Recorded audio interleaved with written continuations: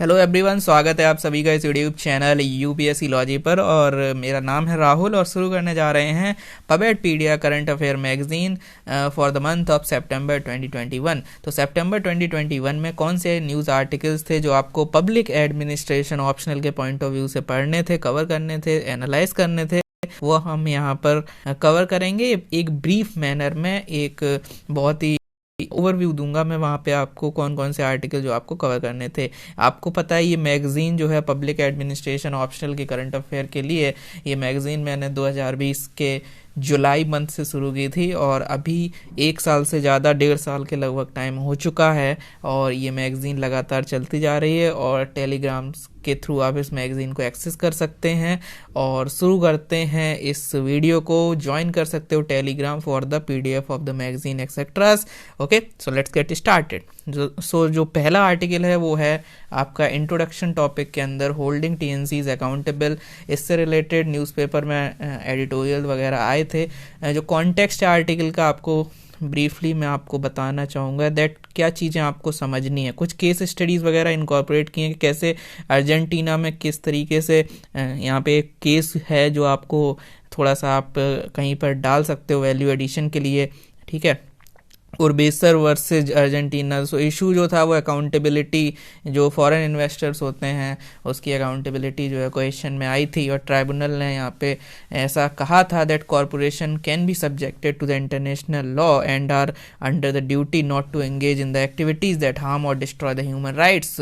सो basically कैसे आप समझ सकते हो accountability is important when it comes to transnational corporations. ऐसा अर्जेंटीना की एक केस स्टडी है। सिमिलरली इंडिया ने भी अपना जो बीआईटी वगैरह है, जो आपको पता है बाइलेटरल इन्वेस्टमेंट ट्रीटी, उसको भी इंडिया ने, जो अभी नई सरकार बनी थी उसके बाद उसको वहाँ पे चेंज किया जा रहा है। सो उसमें चीज़ों को लाने की ज़रूरत है सो दैट जो अकाउंटेबिलिटी है वो बनी रहे। सिमिलरली एक मॉडल है जो नाइजीरिया मोरक्को बीआईटी है, वो बाइंडिंग ऑब्लिगेशन डालती है फॉरेन इन्वेस्टर पे कि वो यहाँ पे ह्यूमन राइट्स वगैरह को सही से ध्यान रखें। तो बेसिकली आपको समझना है, आपको ये चीज़ें इनकॉर्पोरेट करनी है आपके आंसर्स में। जब आप बात करते हो एलपीजी की, जब आप बात करते हो न्यू पब्लिक मैनेजमेंट की, जब आप बात करते हो ग्लोबलाइजेशन, प्राइवेटाइजेशन, इन सब चीज़ों की, तो ये चीज़ें आपको आपके आंसर्स में रिफ्लेक्ट करनी है कि भाई ठीक है, कैपिटलिज्म है, डेमोक्रेसी है, बाकी सारी चीज़ें हैं, तो कैसे वो चीज़ें एक दूसरे में,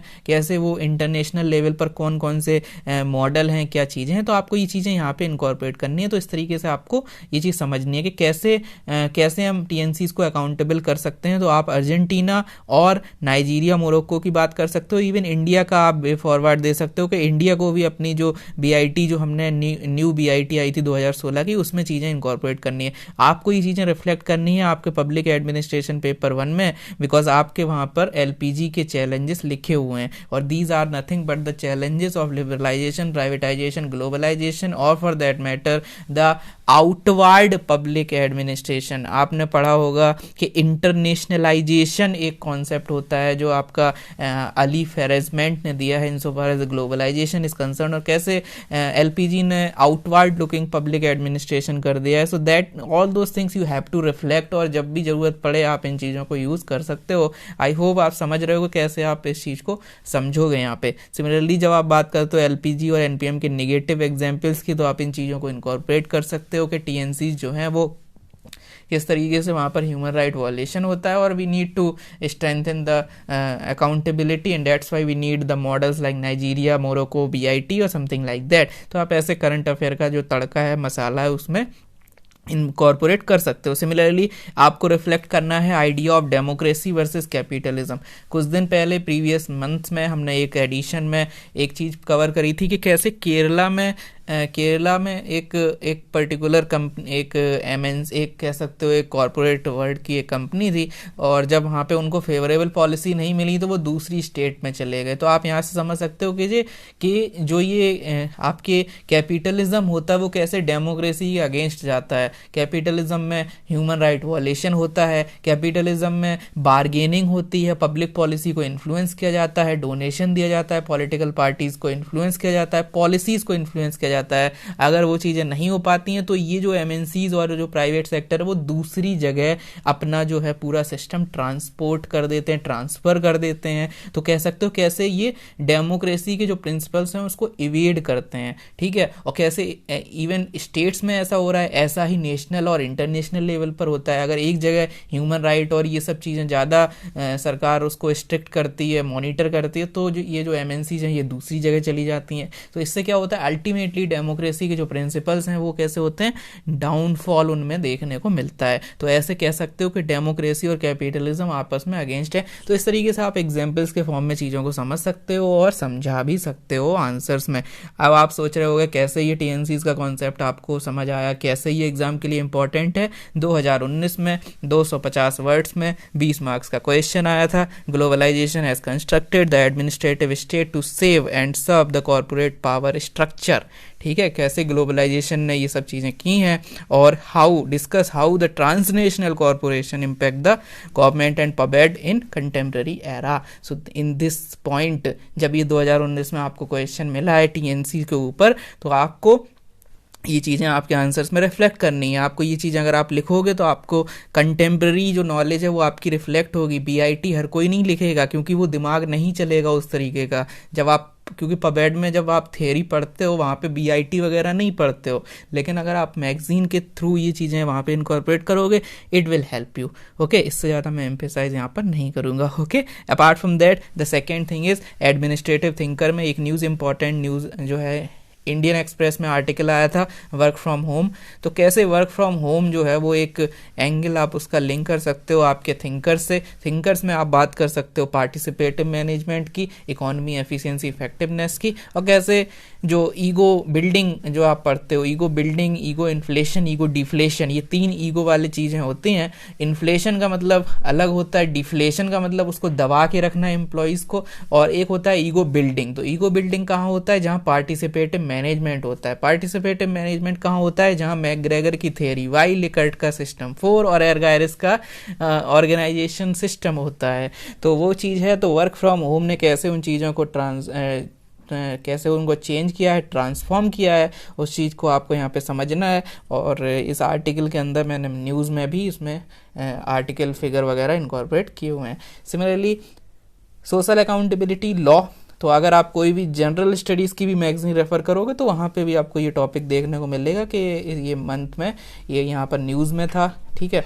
तो सोशल अकाउंटेबिलिटी के रेस्पेक्ट में एक लॉ होना चाहिए, इससे रिलेटेड न्यूज़ आर्टिकल तक, केस स्टडीज़ और कैसे अलग अलग अकाउंटेबिलिटी लॉ हैं इंटरनेशनल लेवल पर, कैसे अलग अलग इसके नाम होते हैं, कैसे अलग अलग इसके कैरेक्टरिस्टिक कंपोनेंट, वो सब मैंने यहाँ पर इस मैगजीन में कवर किया हुआ है। इवन जीएस में भी कहीं पर भी आप कोई भी मैगजीन कवर करोगे तो वहाँ पर ये चीज़ मिल जाएगी। तो ये कोई बड़ी बात यहाँ पर मुझे नहीं लगी और कोई इतना ज़्यादा लिंकिंग का भी कोई लोड नहीं है, क्योंकि बहुत ईजी है कि आपको पता है कि कैसे अकाउंटेबिलिटी जो है वो कैसे आप बहुत सारे थिंकर से, बहुत सारी थ्योरी से लिंक कर सकते हो। इवन अगर आपने सिर्फ मोहित भट्टाचार्य पढ़ी हुई है तो वहाँ से भी आप अकाउंटेबिलिटी में बहुत सारे jargons like what is control, control is nothing, accountability is nothing but the domesticate the power. So ऐसे आपको बहुत सारे कीवर्ड्स वगैरह वहाँ मिलते हैं। तो अगर आपने मोहित भट्टाचार्य अच्छे से पढ़ी है तो आपको यहाँ पे कोई प्रॉब्लम नहीं आएगी, ठीक है। इसके अलावा एडमिनिस्ट्रेटिव ट्राइब्यूनल्स, तो यहाँ पे क्या है कि सुप्रीम कोर्ट ने क्वेश्चन किया कि वैकेंसी क्यों है ट्राइब्यूनल्स में। तो ट्राइब्यूनल्स, क्योंकि आपको पता है एडमिनिस्ट्रेटिव लॉ के अंदर एडमिनिस्ट्रेटिव ट्राइब्यूनल नाम का एक टॉपिक है और इस वजह से ये इंपॉर्टेंट हो जाता है कि सुप्रीम कोर्ट ने क्वेश्चन किया वैकेंसी को लेकर।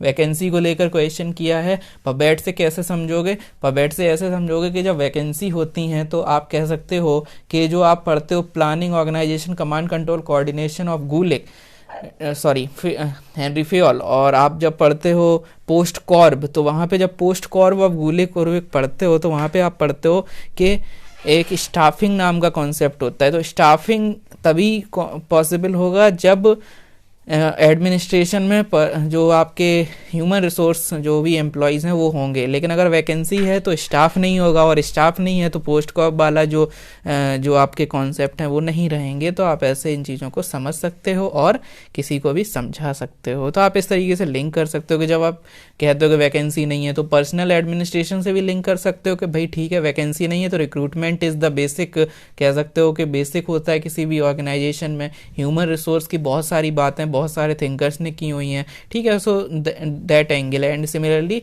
इवन एडमिनिस्ट्रेटिव स्ट्रक्चर में भी आपको पता है कि staffing is one of the component, even bureaucracy और talking about all these things. So इस तरीके से आप 3-4 इसमें लिंक कर सकते हो कि भाई वैकेंसी नहीं है तो ये समस्या है। इसके अलावा अगला टॉपिक है personal administration and civil services. तो यहाँ पे एक आर्टिकल आया था इंडियन एक्सप्रेस में, ईज ऑफ डूइंग एडमिनिस्ट्रेशन। तो जैसे आप पढ़ते हो ईज ऑफ डूइंग बिजनेस, तो ऐसे ही ईज ऑफ डूइंग एडमिनिस्ट्रेशन होना चाहिए। इससे रिलेटेड आर्टिकल आया था। आप इवन अगर आपको मैगजीन में रेफर नहीं करना तो आप गूगल कर सकते हो, गूगल में आपको इंडियन एक्सप्रेस का एक आर्टिकल मिलेगा, उसको आप अपने दिमाग में उसको समराइज़ कीजिए और वो समरी आपको इस मैगजीन में भी आगे देखने को मिलेगी, ठीक है। तो इस तरीके से इस मैगजीन में है, तो आप इसको अलग से गूगल, अगर आप सेल्फ स्टडी कर रहे हैं मैगजीन नहीं आपके पास है तो आप ऐसे कर सकते हो। इस वजह से इस वीडियो का मोटिव यही है कि जो लोग नहीं मैगजीन को रेफर कर रहे हैं वो आप सिंपली उसको यूज़ कर सकते हो। जो भी प्रीवियस बैकलॉग है वो मैं यहाँ पे कवर कर दूंगा जल्दी से जल्दी, और उन सबको आप देख सकते हो वीडियोस को और अपने नोट्स बना सकते हो अगर आप मैगजीन रेफर नहीं कर रहे हैं। अगर कर रहे हैं तो कोई बात ही नहीं, क्योंकि चीज़ें सारी आपको मिल जाती हैं स्पून फीडिंग की तरह। Okay, apart from that amendment in all India services conduct rules. तो कुछ अमेंडमेंट हुए हैं all India service conduct rules में विद रिस्पेक्ट टू कि कितना आप मतलब जो लोग मतलब कहीं बाहर जाते थे, like let's say Indian foreign service officers वगैरह, तो जो वहाँ पे वो गिफ्ट वगैरह मिलते हैं उससे रिलेटेड कुछ बाउंडेशन रहती थी, उसको थोड़ा अमेंड किया गया है। So that thing is there, जो आप यूज़ कर सकते हो आपके आंसर्स में जब आप बात कर रहे हो पर्सनल एडमिनिस्ट्रेशन में।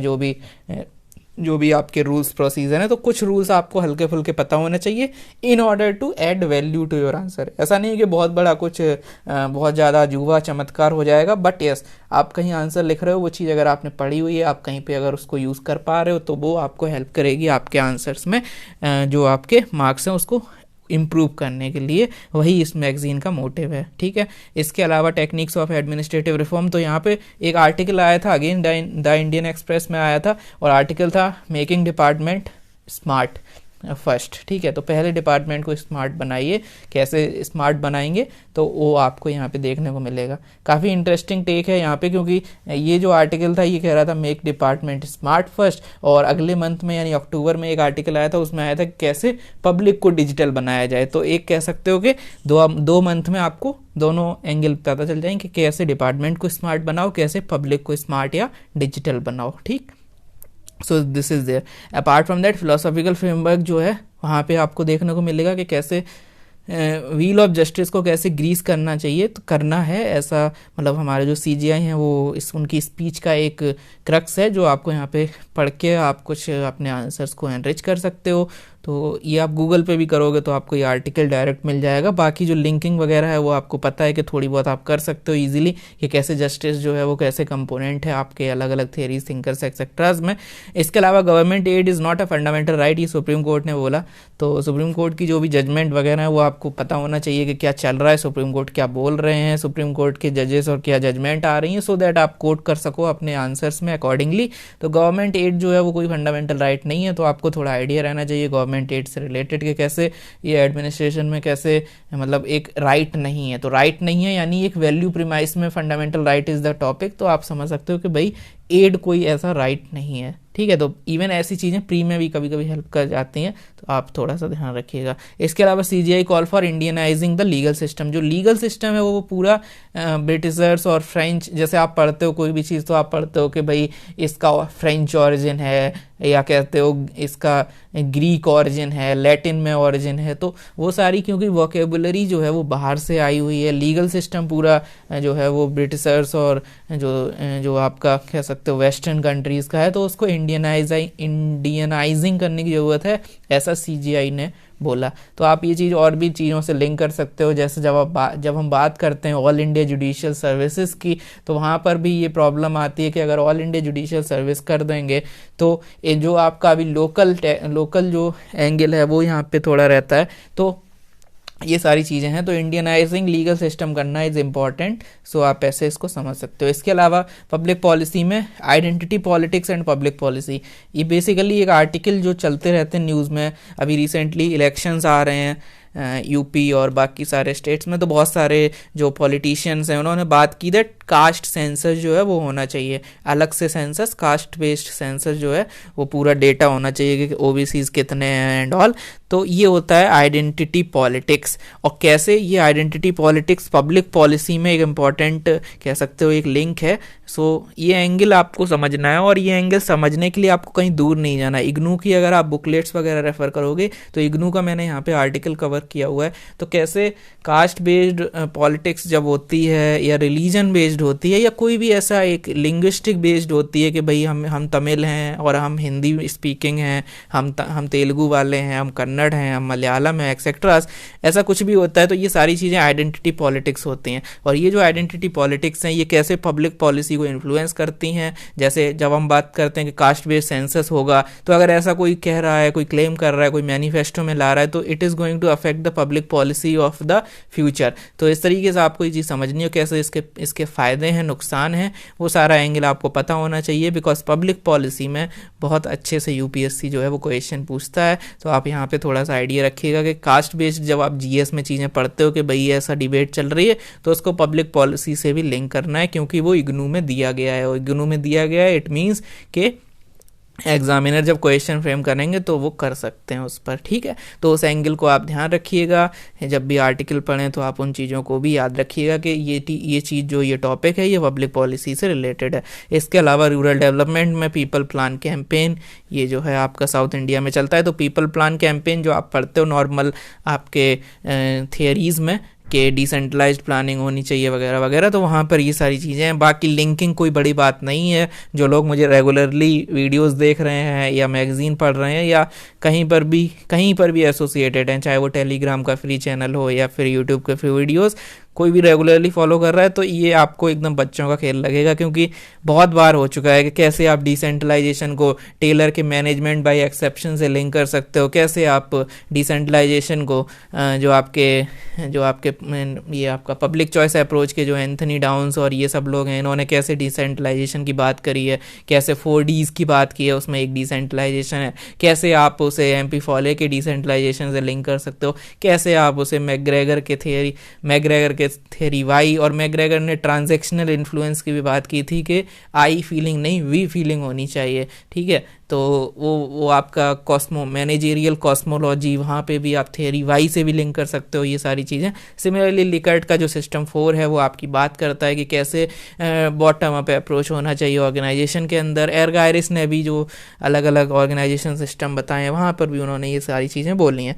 तो ये बहुत ही बिल्कुल बच्चों का खेल हो गया है जो लोग रेगुलरली वीडियोज़ वगैरह देख रहे हैं, कि आप सिंपली कैसे भी डिसेंट्रलाइजेशन को तुरंत 7, 8, 10 थिंकर से जोड़ सकते हो। ये तो बिल्कुल शुरुआत है, बाकी आप और भी आगे पब्लिक पॉलिसी में जा सकते हो, वहाँ पे आप लिंक कर सकते हो कि इम्प्लीमेंटेशन में एक्शन बाय एक्टर्स मॉडल होते हैं। तो ये अब मैं बहुत तेज़ी से बता रहा हूँ, जो लोग नहीं वीडियो आज तक देखें उनको हो सकता है दिक्कत है, बट यस आपको ये चीज़ें बिल्कुल आदत डाल लेनी है। जैसे मैथ्स में फॉर्मूले होते हैं कि भाई अगर साइन और जो अगर आपको साइन को 10 में चेंज करना है तो कॉस से डिवाइड करना होगा, ऐसे ही यहाँ पर है कि बहुत सारी चीज़ें आपको लिंक आगे का पहले से पता होना चाहिए कि भाई जहाँ भी डिसेंट्रलाइजेशन आएगा मैं 6 थिंकर से लिंक कर दूंगा। तो अगर आपको जहाँ डिसेंट्रलाइजेशन का एंगल मिले तुरंत उन 6 थिंकर से लिंक करो, बार बार फॉर्मूले की तरह उनको याद एक बार कर लो, बात खत्म, बार बार सोचने की ज़रूरत नहीं पड़ती है, ठीक।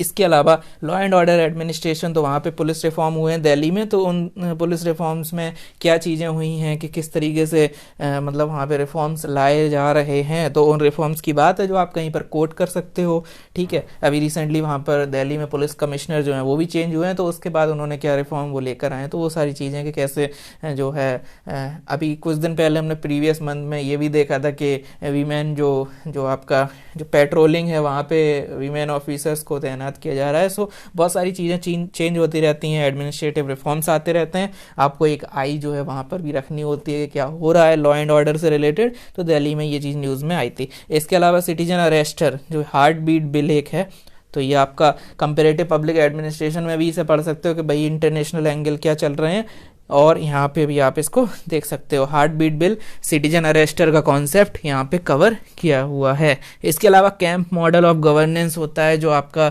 नक्सल प्रभावित इलाके होते हैं वहाँ पे कैंप मॉडल ऑफ गवर्नेंस होता है। ये सारी चीज़ें आप यूज़ कर सकते हो आपके आंसर्स को और ज़्यादा जार्गनाइज्ड करने के लिए। जार्गनाइज्ड मतलब उसमें अलग अलग तड़के लगाने के लिए, ठीक है। इसके अलावा अर्बन लोकल गवर्नमेंट में गुड अर्बनाइजेशन का एक बात हुई थी, दैट ये आर्टिकल आया था गुड अर्बनाइजेशन, कि अर्बनाइजेशन तो है ही ठीक है, बढ़िया है, लेकिन एक गुड अर्बनाइजेशन भी होता है ना। तो जैसे आपने पढ़ा होगा कि अभी रिसेंटली जब तालिबान ने टेक ओवर कर लिया था वहाँ पे आपका अफगानिस्तान में, तो वहाँ पे भी बात हो रही थी गुड टेररिज्म और बैड टेररिज्म, ऐसा कुछ, मतलब कभी कभी चीज़ें चलती हैं चीज़ों को गुड और बैड के थ्रू। जैसे कोलेस्ट्रॉल होता है तो वहाँ पे भी एक गुड कोलेस्ट्रॉल होता है, एक बैड कोलेस्ट्रॉल होता है। ऐसे यहाँ पे एक अर्बनाइजेशन नॉर्मल है, लेकिन वो गुड और बैड कैसे होता है, वो होता है कि आपको कैसे बेसिक नेसेसिटी जो है वो मिल रही है या नहीं मिल रही, वो सारी चीज़ें। अगर प्रॉपर प्लानिंग के थ्रू अर्बनाइजेशन नहीं हो रहा तो वहाँ पे क्या होगा, बैड अर्बनाइजेशन हो जाएगा, कोविड फैलेगा,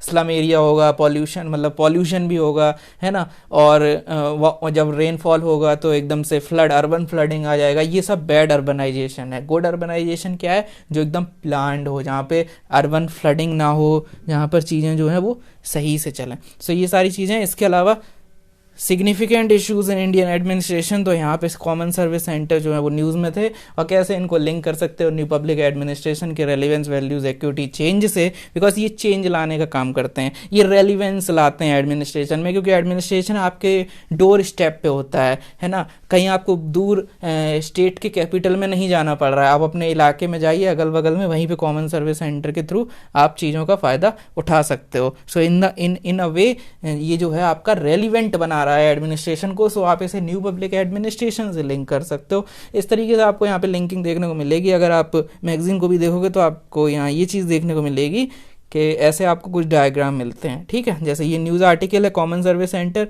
इसके बारे में कि न्यूज़ में क्यों है वगैरह वगैरह, और एंड में आपको ऐसे कि न्यू पब्लिक एडमिनिस्ट्रेशन में इसमें आपको देखने को मिलेगा कि न्यूज़ क्या है, कॉमन सर्विस सेंटर व्यूज़ जैसे रेलिवेंस, तो रेलिवेंस क्या है कि एडमिनिस्ट्रेशन शुड बी, जो एनपीए का व्यू है वो कैसे वो यहाँ पे कैसे लिंक हो रहा है, तो एनपीए का जो व्यू है वो है रेलिवेंस वाला। तो उसमें बात है कि administration should be relevant for the people. ये किसने बोला था, फ्रैंक मैरिनी ने। तो वो आप जब हम कॉमन सर्विस सेंटर बनाते हैं तो हम एडमिनिस्ट्रेशन को रेलिवेंट बनाते हैं for the people. So in this way आप इसको यूज़ कर सकते हो एज एन एग्जाम्पल। इसके अलावा पीसीए से भी लिंक कर सकते हो, क्योंकि विंसेंट ऑस्ट्रॉम ने बात की थी 4Ds की, और 4Ds में आपका डिसेंट्रलाइजेशन, डीब्यूरोक्रेटाइजेशन, डेमोक्रेटाइजेशन, ये सारी चीज़ें, ये जो 3D हैं 4 में से, ये यहाँ पे देखने को मिल रहे हैं। तो इसलिए कॉमन सर्विस सेंटर को आप यहाँ पे यूज़ कर सकते हो। So this is the way you have to cover your public administration current affairs, और this is the way you have to link your public administration current affair. जो GS के करंट अफेयर हैं वही है, थोड़ा वेरिएशन है, और उनको कैसे आप लिंक करो, कैसे आप समझो, कैसे आप अंडरस्टैंडिंग डेवलप करो। तो आप ऐसे डायग्राम्स वगैरह के फॉर्म में पबेट पीडिया करंट अफेयर मैगजीन में चीज़ें कवर कर सकते हो। और आप इन वीडियोस को रेफ़र कर सकते हो, वीडियोस में एक प्लेलिस्ट में डाल दूंगा, आप सारे वीडियोस देखकर अपने नोट्स भी बना सकते हो अगर आपने मैगजीन जो है वो नहीं ली है। This is it for the day. Thank you so much and have a nice day.